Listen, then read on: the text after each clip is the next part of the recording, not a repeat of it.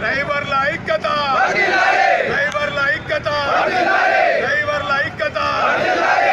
నల్ల చట్టాలు వెంటనే, నల్ల చట్టాలు వెంటనే, డ్రైవర్ల ఐక్యత, డ్రైవర్ల ఐక్యత. నరేంద్ర మోడీని నాశనం చేయాలి.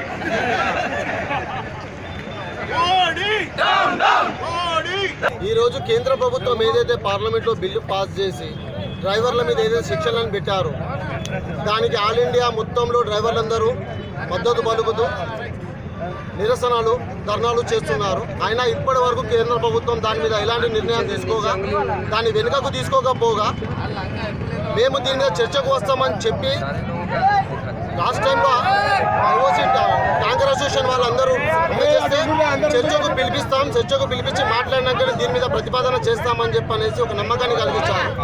ఆ తర్వాత చాలా సంఘటనలు మా ముందుకు వచ్చాయి. ఆ డ్రైవర్ల మీద కేసు పెట్టడం, వాళ్ళని జైలు పాలు చేయడం జరుగుతుంది.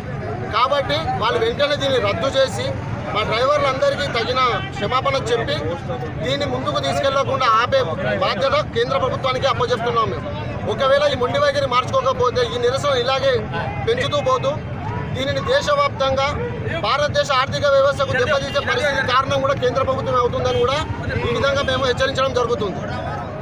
ఓకే. और आज भारत के सभी राज्यों में ये जो काला कानून है इसके खिलाफ जंग जारी है। और इसमें जो all India motor transport Congress ने जिस तरीके से आपने देखा होगा कि 2 तारीख को जो गुमराह करने का काम किया है, और सबसे बड़ी बात है कि भारत में ड्राइवर आयोग, ड्राइवर वेलफेयर बोर्ड, जो भारत की सड़कों पे ड्राइवर 365 दिन काम करते हैं, उन्हें एक दिन सम्मान नहीं मिलता है।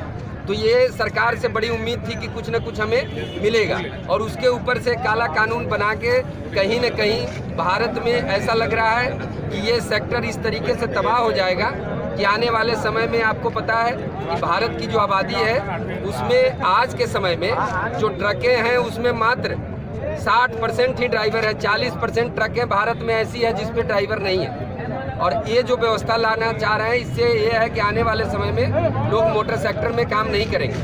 और मेरा मानना है कि जब तक भारत में ये कानून वापस नहीं होगा, भारत के सभी राज्यों में हमारे संगठन के द्वारा प्रदर्शन किया जा रहा है। और इसमें हजारों संगठन शामिल है, एक संगठन नहीं है, पूरे देश में ये कानून के खिलाफ चल रहा है। और जब तक ये सरकार नहीं मानती है तब तक ये चलेगा।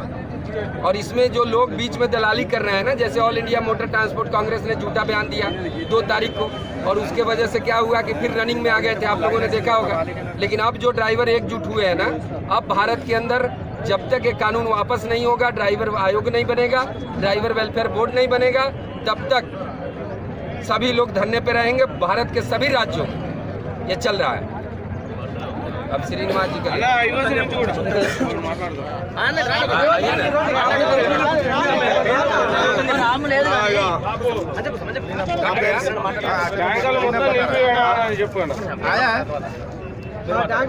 నా పేరు శ్రీనివాస్ రెడ్డి.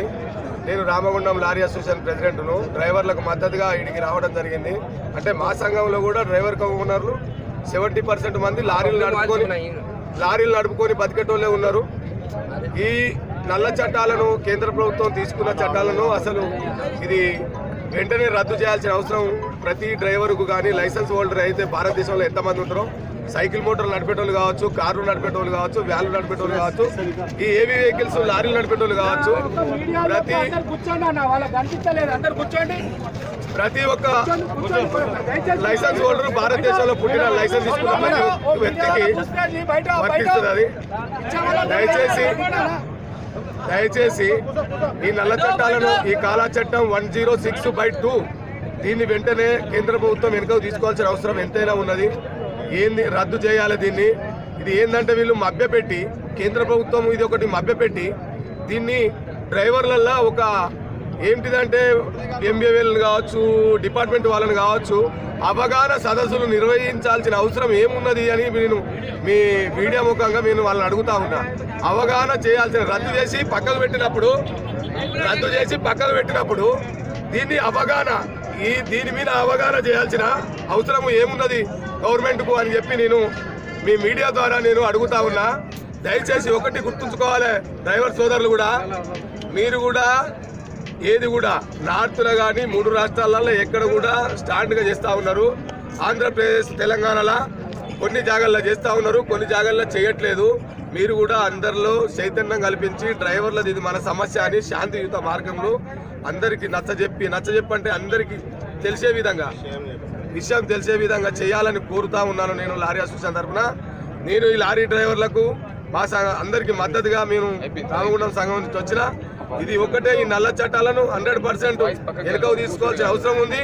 దీన్ని ఇట్లనే కొనసాగిస్తే మా లారీ యజమానులు కూడా 100% వాళ్ళకు మద్దతుగా మొత్తం ఆల్ ఇండియా లెవెల్లో భారతదేశం మొత్తం కూడా బంధు పిలుపునిచ్చే అవసరం కూడా ఉంది. కాబట్టి అంత దూరం వస్తే 100% మొత్తం భారతదేశం అంతా కూడా మేము లారీ యజమానులు అందరం కూడా ఏకదాటి మీద వచ్చి మొత్తం భారతదేశం అంతా కూడా బంధు పెడతామని చెప్పి మేము విజ్ఞప్తి చేస్తా ఉన్నాం.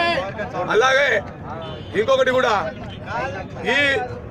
ఇంకొకటి కూడా మా మోటార్ రంగం మీద భారతదేశంలో 30 నుంచి 40% కుటుంబాలు దీని మీద ఆధారపడి బతుకుతా ఉన్నాయి భారతదేశంలో. వీళ్ళు ఇట్లనే వీళ్ళ మొండి వైఖరి కేంద్ర ప్రభుత్వం ఇట్లనే చేస్తే గత 4 నెలల్లో వచ్చే ఎలక్షన్లల్లో మేము ఓటుతోని బరాబరి కేంద్ర ప్రభుత్వానికి బుద్ధి చెప్తామని చెప్పి కూడా ఈ మీడియా ద్వారా మేము హెచ్చరిస్తా ఉన్నాం. మా లారీ యజమానులు కావచ్చు, డ్రైవర్లు కావచ్చు, ప్రతి ఒక్కరికి కేంద్ర ప్రభుత్వం తీసుకునే మొండి ఈ నల్ల చట్టాల వల్ల ప్రతి ఒక్కరికి అన్యాయం జరుగుతూ ఉన్నది. ఈ విషయంలో 100% డ్రైవర్ల పక్షాన మా లారీ యజమానులు పూరా దేశ్ పే మొత్తం లుక్సాన్ డ్రైవర్ ఒక నెలకు 20,000 జీతం వస్తుందండి డ్రైవర్కు. వానికి 20,000 జీతంతో భార్య పిల్లల్ని చదువుకోవడానికి ఇబ్బంది అవుతుంది. ఒక యాక్సిడెంట్ అనేది అనుకోకుండా జరుగుతుంది. ఇవాళ రేపు అది యాక్సిడెంట్ అంటే కావాల్సి కక్షపూరితంగా ఒక మనిషిని ప్లాన్ చేసి చంపినటువంటి చట్టాలు తీసుకొచ్చి డ్రైవర్ల మీద పెట్టడం అనేది చాలా బాధాకరం. ఈ విషయంలో 100% ఇది వెనుకకు తీసుకోవాల్సిన అవసరం ఉంది. నల్ల చట్టాన్ని మా సంఘం నుంచి రామగుండం సంఘం నుంచి ఒకటే చెప్తా ఉన్నాం.